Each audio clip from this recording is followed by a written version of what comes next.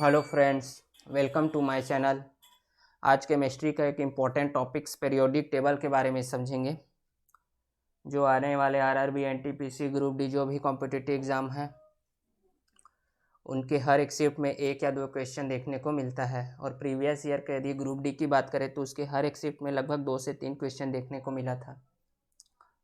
तो इसे बहुत अच्छे से डिटेल से समझेंगे ताकि एक भी क्वेश्चन न छूटे। चलिए स्टार्ट करते हैं। तत्वों का वर्गीकरण। वर्तमान में जो हम पीरियोडिक टेबल यूज करते हैं वो किसका है? मोज़ले का है, जिसे आधुनिक पीरियोडिक टेबल बोलते हैं। तत्वों को पीरियोडिक टेबल की ज़रूरत क्यों पड़ा? तो सिंपल सी बात है, तत्वों को आसानी से समझने के लिए। मोज़ले से पहले भी कई वैज्ञानिक थे जिन्होंने तत्वों को अरेंजमेंट करने की कोशिश किया। इन्हें इतिहास को थोड़ा बहुत जानने की कोशिश करते हैं। सबसे पहले वैज्ञानिक थे डोबेर्नियर, जिन्होंने त्रिक सिद्धांत दिया 1815 में। इन्होंने तीन तत्वों का समूह बनाया,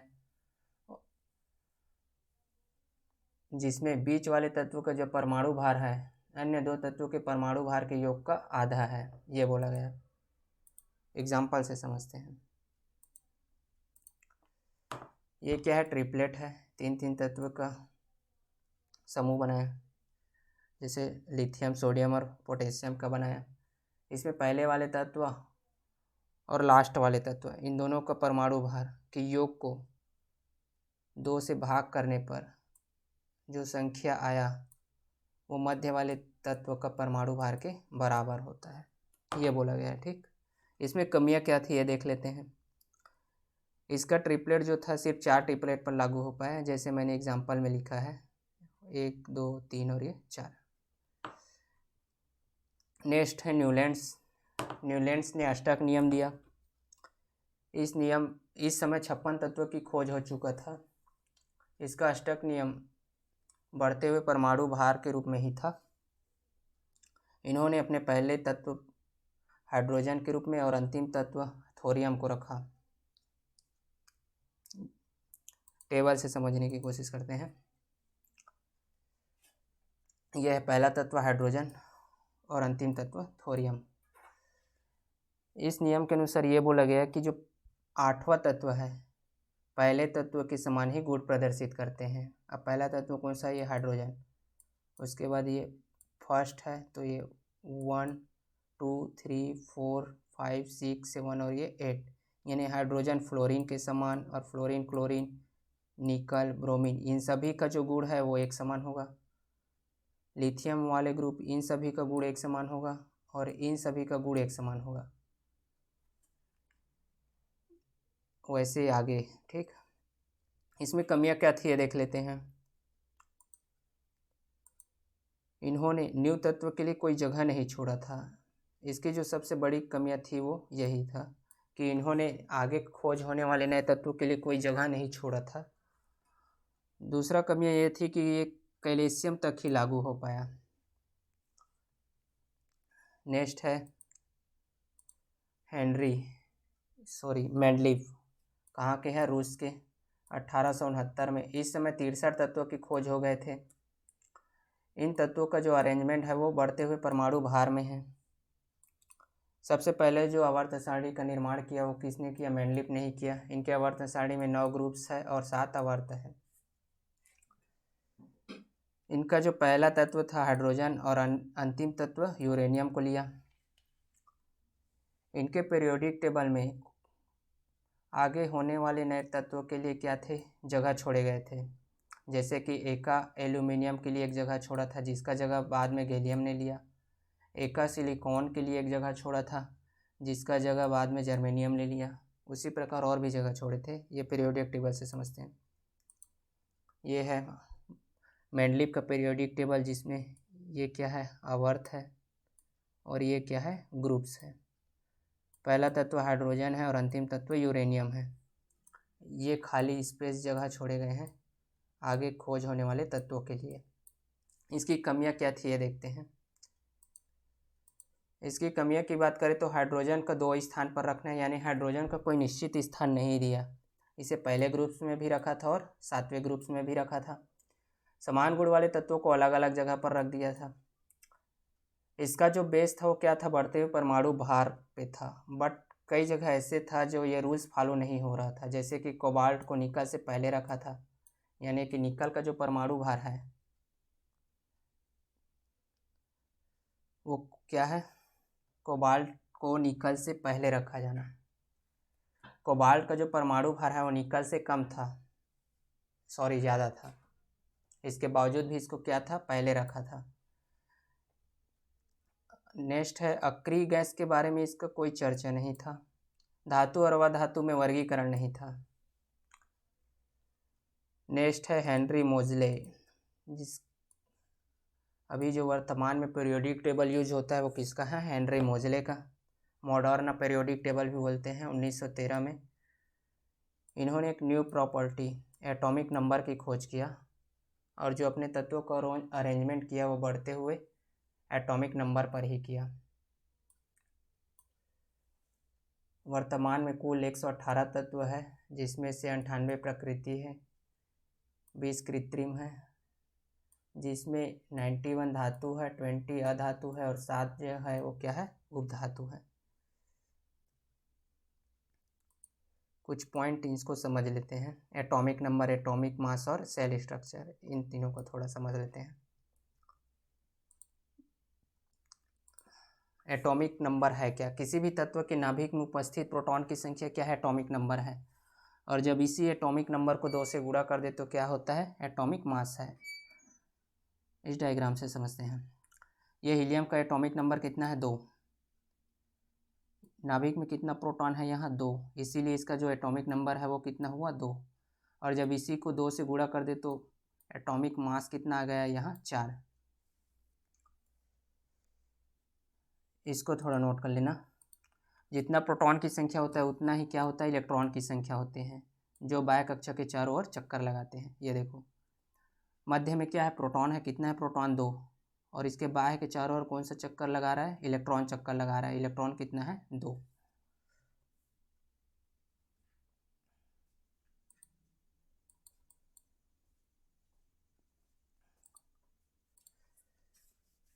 नेक्स्ट है सेल स्ट्रक्चर, इसको थोड़ा समझते हैं। इसमें इलेक्ट्रॉन जो है वो कौन से सेल्स में कितना इलेक्ट्रॉन रहते हैं ये देख लेते हैं। फर्स्ट सेल्स, इसे KLMN में डिवाइड किया गया है। फर्स्ट सेल्स को K जिसमें 2 इलेक्ट्रॉन होते हैं, सेकेंड सेल्स को L जिसमें 8 इलेक्ट्रॉन होते हैं, और थर्ड सेल्स को M जिसमें कि 18 इलेक्ट्रॉन होते हैं, और उसके अगले सेल्स को N में डिवाइड किया है जिसमें 32 इलेक्ट्रॉन होते हैं। एग्जाम्पल के लिए, सॉरी ये कार्बन नहीं है, सोडियम है। सोडियम के यदि एटॉमिक नंबर देखें तो कितना होता है, 11। सोडियम का एटॉमिक नंबर 11। फर्स्ट सेल्स में कितने इलेक्ट्रॉन हैं, 2, 1 और ये 2। सेकेंड सेल्स में कितने इलेक्ट्रॉन हैं, यहाँ पर 2, 2, 2 4, 2 6 और 2 8। 8 और 2 कितना हो गया, 10। अब कितना सेल्स बचा, 1, जो अंतिम सेल्स में है यहाँ 1। तो इस प्रकार क्या होता है, इसका इलेक्ट्रॉन जो होता है चक्कर लगाते रहते हैं। फर्स्ट में 2 रहता है, सेकेंड में 8 रहता है, थर्ड में 18, उसके बाद 32। ये है मॉडर्न पीरियोडिक टेबल।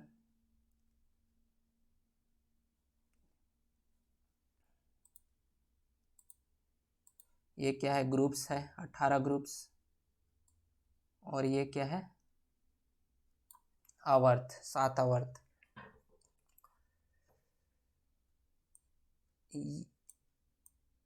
ये क्या है, ऊर्ध्वाधर, ऊर्ध्वाधर लाइन, जिसे क्या बोला जाए, वर्ग बोला गया है। और ये क्या है, क्षैतिज या फिर हॉरिजेंटल, जिसे आवर्त बोला गया। पहले वर्ग को क्षारीय धातु बोला जाता है, दूसरे वर्ग को क्षारीय मृदा धातु, इस 11वें को कॉइन मेटल, क्योंकि इस तत्व के क्या बोलते हैं, ज़्यादातर सिक्के बनते हैं। 17वें वर्ग को हैलोजन ग्रुप, और 18वें ग्रुप्स को जीरो ग्रुप्स या फिर अक्रिय ग्रुप्स बोला जाता है। इसे लेंथेनाइट ग्रुप्स और इसे एक्टिनाइट ग्रुप्स बोला जाता है। इसमें टोटल कितने तत्व है, 14 तत्व हैं। और इसमें भी टोटल 14 तत्व हैं। टोटल कितना हो गया 28। ये ग्रुप डी में पूछा गया था, इसीलिए इतना डिटेल में बताना पड़ रहा है। टोटल 14 कितना हो गया 28। और इन्हें क्या बोलते हैं, संक्रमण तत्व बोलते हैं। कौन से ब्लॉक में है ये, एफ। ये कौन से ब्लॉक है, एफ। ये दोनों कौन से ब्लॉक है, एस। ये कौन से ब्लॉक है, डी। और ये कौन से ब्लॉक आ गया, पी। ठीक, इसे देख लेते हैं थोड़ा कि कौन से आवर्त में कितने एलिमेंट्स हैं। फर्स्ट आवर्त में 2, ये देखो 1 और ये 2। सेकेंड आवर्त में 8, ये देखो 1 2 3 4 5 6 7 और ये 8। इसी प्रकार थर्ड में 8, फोर्थ में 18, 5 में 18, 6 में 32 और 7 में 32। नेक्स्ट चलते हैं, एक एक कर इसे थोड़ा समझते हैं। क्षारीय धातु, फर्स्ट ग्रुप को क्या बोलते हैं, क्षारीय धातु। ये कुछ groups, hydrogen, lithium, sodium, potassium, ये इसका ट्रिक्स है, इसे भी देख लेना है। लीना का करे रब से फरियाद। ये क्या होते हैं, सभी मुलायम होते हैं, चाकू से काट सकते हैं, उच्च अभिक्रियाशील वाले होते हैं, इसीलिए क्या बोलते हैं इसे, केरोसिन के तेल में डुबा कर रखा जाता है। फर्स्ट है हाइड्रोजन, जो क्या है, सबसे हल्का है और ब्रह्मांड में सबसे ज़्यादा मात्रा में पाया जाता है। नेक्स्ट है लिथियम, ये सबसे हल्का धातु तत्व है, जबकि सबसे भारी धातु क्या है, ऑस्मियम। सीजियम सबसे अधिक क्रियाशील धातु तत्व है। नेक्स्ट ग्रुप है क्षारीय मृदा धातु।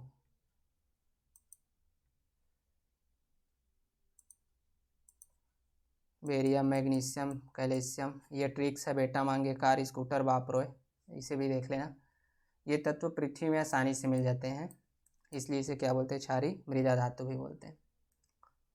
नेक्स्ट है हैलोजन ग्रुप, 17वें ग्रुप्स को हैलोजन ग्रुप्स बोला जाता है। ये fluorine, chlorine, bromine, iodine. Tricks है, first class biryani in Australia. Fluorine ये सबसे ज़्यादा क्रियाशीला धातु है और सबसे अधिक क्या होता है, ऋण विद्युतीय होता है। मोस्ट इंपॉर्टेंट है, ये पूछा गया था एग्जाम में, क्या है, सबसे अधिक ऋण विद्युतीय है और सबसे अधिक क्रियाशील भी, ये भी मोस्ट इंपॉर्टेंट है। क्लोरीन जो है सबसे ज़्यादा इलेक्ट्रॉन एफिनिटी प्रदर्शित करता है। ब्रोमीन द्रवीय धातु है। नेक्स्ट है क्री गैस, इसके बाह्य ऑर्बिट में कोई भी इलेक्ट्रॉन नहीं होते। इसकी जो खोज है रेल एवं रैमजे ने किया था। ये helium, neon, argon, krypton, xenon, radon.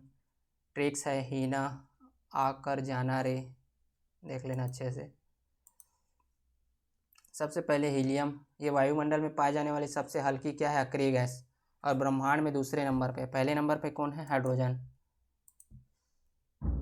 Argon वायुमंडल में सबसे प्रचुर अक्रिय गैस है, पारे के साथ ट्यूबलाइट में यूज किया जाता है और विद्युत बल्ब में भी इसका यूज किया जाता है, किसके साथ, नाइट्रोजन के साथ। जेनॉन यह नेचर में उपस्थित सबसे भारी अक्रिय गैस है, इसे स्ट्रेंजर गैस भी कहते हैं। ये नेचर में उपस्थित सबसे भारी अक्रिय गैस है और सबसे भारी अक्रिय गैस कौन सा है, रेडॉन। और अगर नेचर में उपस्थित सबसे भारी अक्रिय गैस की बात करें तो वो कौन है, जेनॉन। रेडॉन सबसे भारी अक्रिय गैस है, यह वायुमंडल में नहीं पाया जाता, भूकंप के समय देखने को मिलता है। भूकंप की जो तीव्रता है इसका मापन सिस्मोग्राफ में से किया जाता है। रेडॉन गैस का उपयोग किस में किया जाता है, कैंसर के उपचार में किया जाता है। पीरियोडिक प्रॉपर्टीज, चलिए पीरियोडिक प्रॉपर्टीज को कुछ समझते हैं, जैसे कि परमाणु का आकार, धातु, अधातु, आयन ऊर्जा, विद्युत ऋणात्मकता और इलेक्ट्रॉन बंधुता। इनको एक एक कर थोड़ा थोड़ा समझते हैं। परमाणु का आकार, तत्वों का एटॉमिक साइज उसकी त्रिज्या पर डिपेंड करता है, जितना बड़ा त्रिज्या होता है उतना बड़ा क्या होता है, उसका आकार होगा। ये देखो, ये क्या है, हाइड्रोजन, और ये क्या है, लिथियम।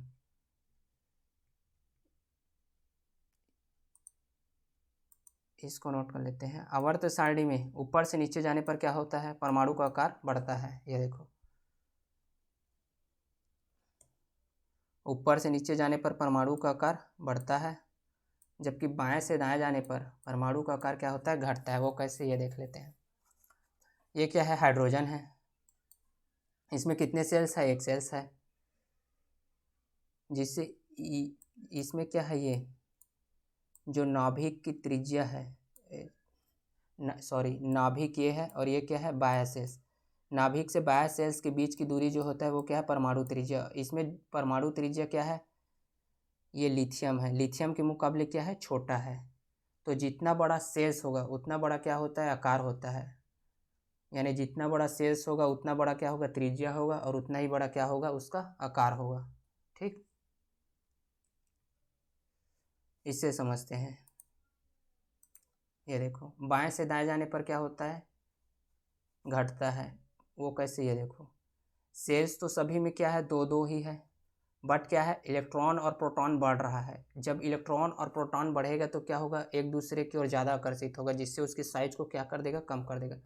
जबकि ऊपर से नीचे जाएंगे, ये क्या है, बाएं से दाएं, जबकि ऊपर से नीचे जाएंगे, ये देखो, तो सेल्स बढ़ रहा है, यहाँ 1 है, यहाँ 2 है, यहाँ 3 है।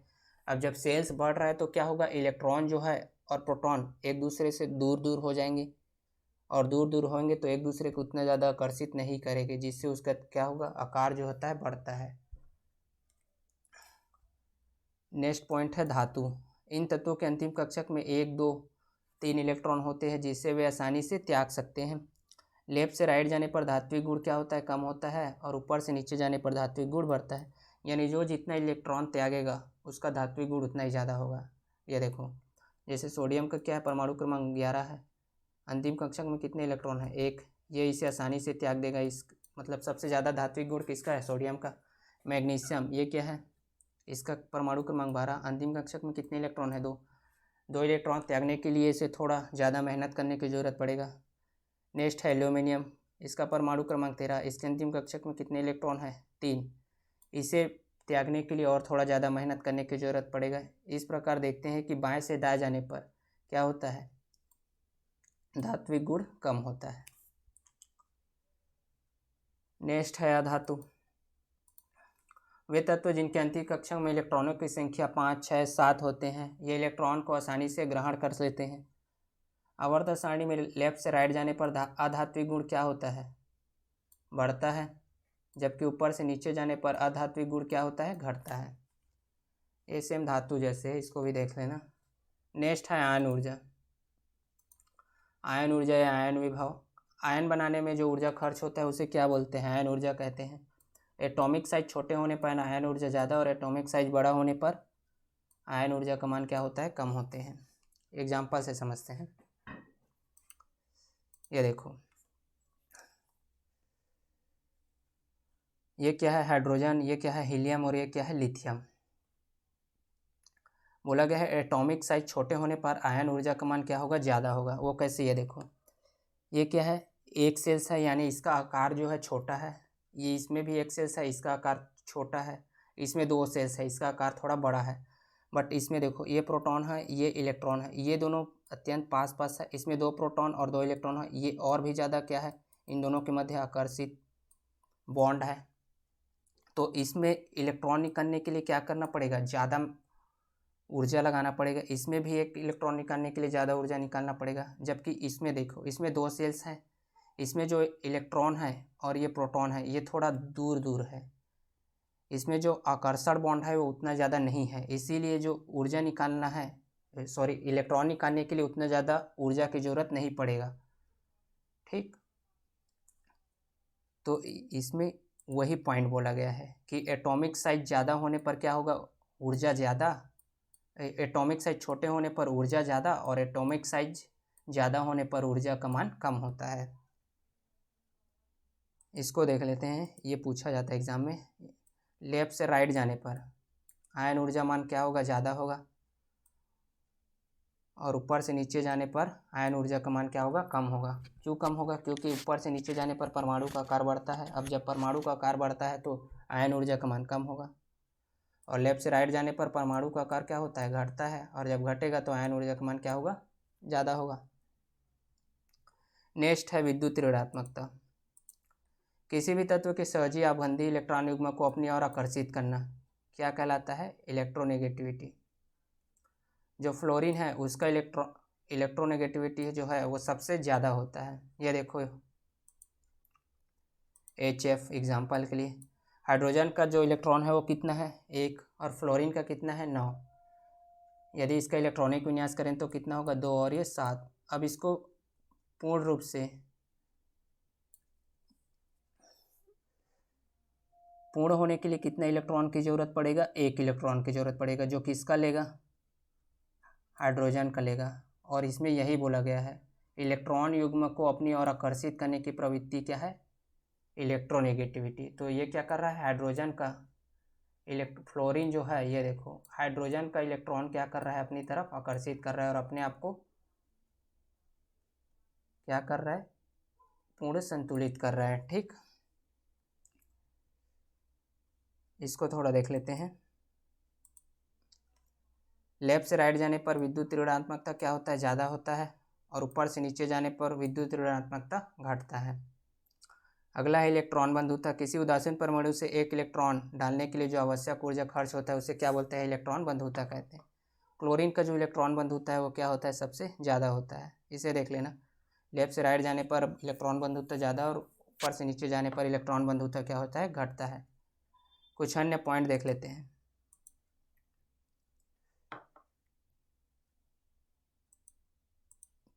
इसे पूछा गया था ग्रुप डी में, इसीलिए मैंने इसे ऐड किया है। जैसे एलिमेंट्स देख लेते हैं। पहला धातु तत्व कौन सा है, लिथियम, ये। और अंतिम धातु तत्व कौन है, उन हैंशियम, ये वाला तत्व है। लेकिन इसमें कुछ और दिया गया है,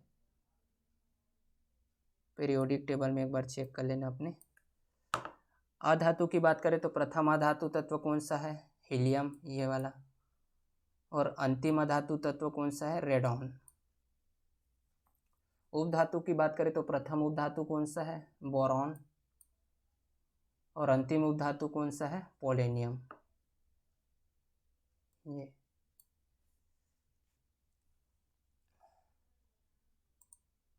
next point, S block, P block, D block और ए ब्लॉक, ये भी पूछा गया था ग्रुप डी में, इसे भी थोड़ा देख लेना। एस ब्लॉक कहाँ से स्टार्ट होता है, हाइड्रोजन से। और अंतिम कौन सा है,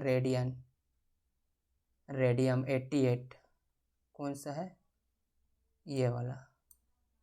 पी ब्लॉक की बात करें तो पी ब्लॉक बोरॉन से स्टार्ट होता है, ये बोरॉन। और अंतिम कौन सा है, ये ओग्नेसो, ये 118।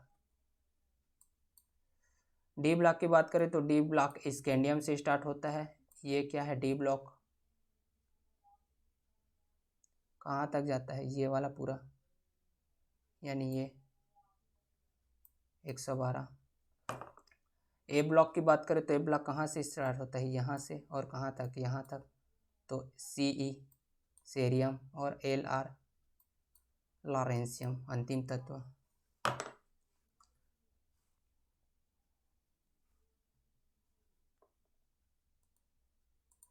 चलिए क्वेश्चन आंसर टेस्ट लगा लेते हैं। तत्वों को सबसे पहले वर्गीकरण किसने किया था, ऑप्शन फर्स्ट है लोथर मेयर, ऑप्शन सेकंड है न्यूलैंड्स, ऑप्शन थर्ड है मेंडलीफ और ऑप्शन फोर्थ है डोबेनाइडर। तो इसका आंसर आ जाएगा ऑप्शन नंबर 4, ट्रिपलेट सिद्धांत दिया था इसने। तत्वों के वर्गीकरण से संबंधित त्रिक का नियम किसने प्रतिपादन किया, तो इसका आंसर आ जाएगा option number 4, Dobereiner. Option number next, निम्नलिखित में से किसने लॉ ऑफ ऑक्टेन दिया था, ऑप्शन फर्स्ट है मेंडलीफ, ऑप्शन सेकंड है न्यूलैंड, ऑप्शन थर्ड है लेवोजियर और ऑप्शन फोर्थ है डोबेराइनर। तो इसका आंसर आ जाएगा ऑप्शन नंबर सेकंड, न्यूलैंड्स ने दिया था। यदि तत्वों को बढ़ते परमाणु भारों के क्रम में लिखा जाए तो हर 8वां तत्व पहले तत्व के समान होगा, ये कौन सा है, अष्टक नियम का रूल्स है। और किसने दिया था अष्टक नियम, न्यूलैंड्स ने। तो option number second. Next question है, मेंडलीफ के अनुसार तत्वों के गुण आवर्ती फलन होते हैं, किसके आवर्ती फलन होते हैं, उनके जो तत्व थे वो बढ़ते हुए परमाणु भार में थे।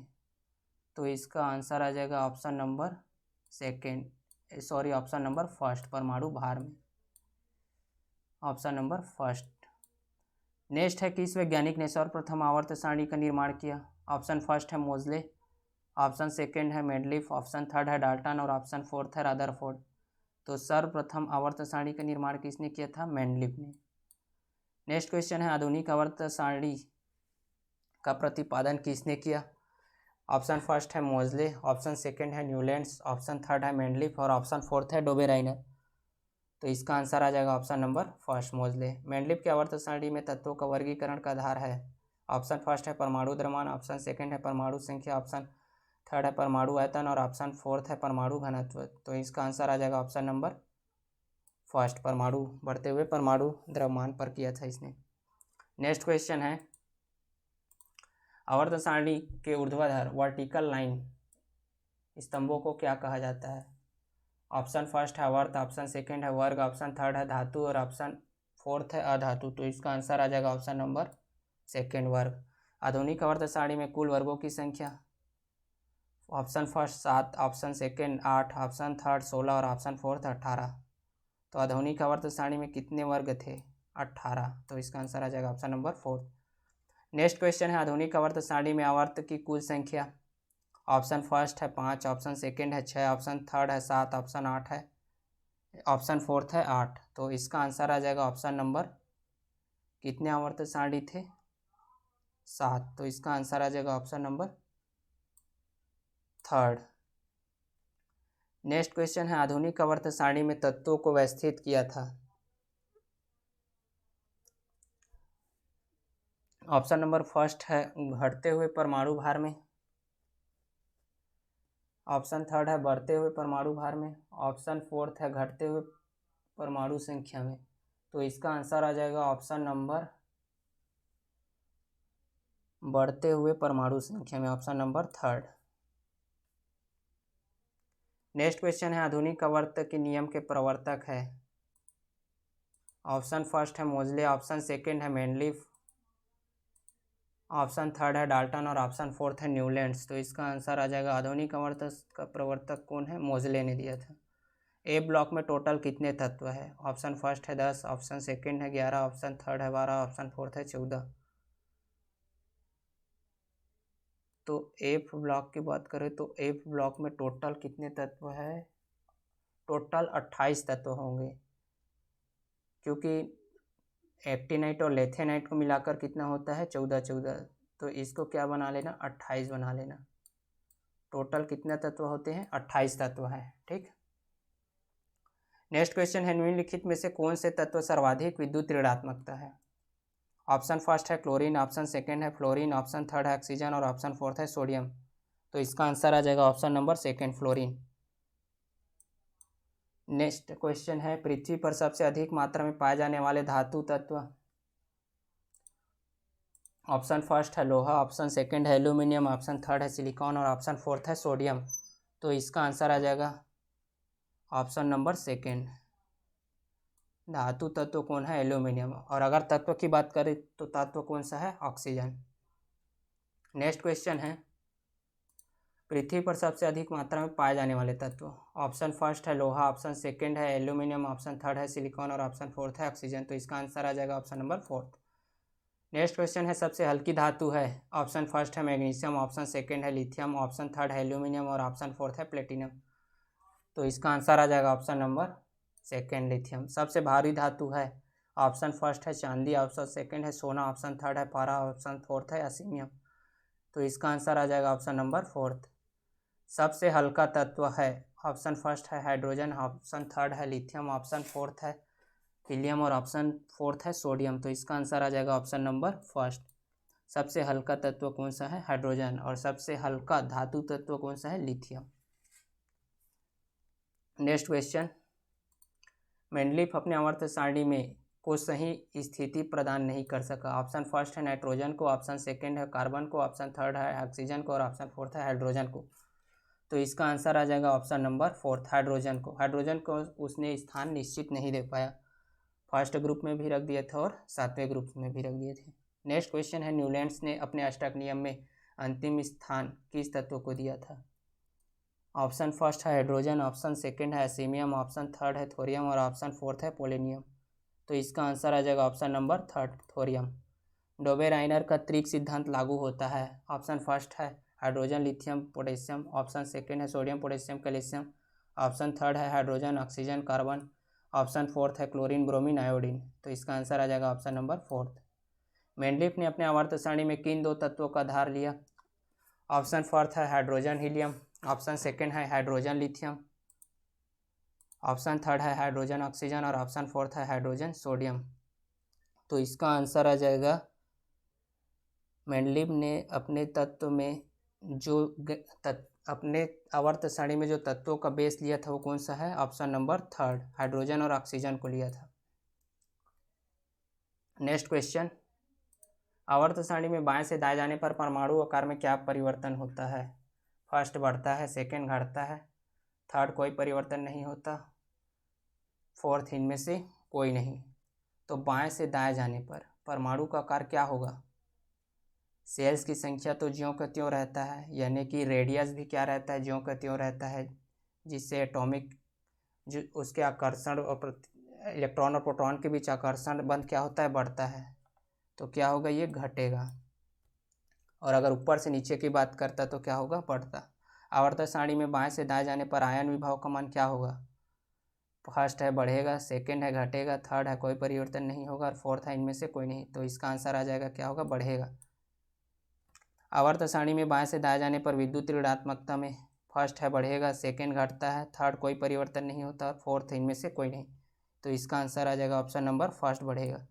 सबसे ज़्यादा इलेक्ट्रॉन बंधुता किसका होता है? ऑप्शन फर्स्ट है क्लोरीन, ऑप्शन सेकंड है फ्लोरीन, ऑप्शन थर्ड है ब्रोमीन और ऑप्शन फोर्थ है आयोडीन।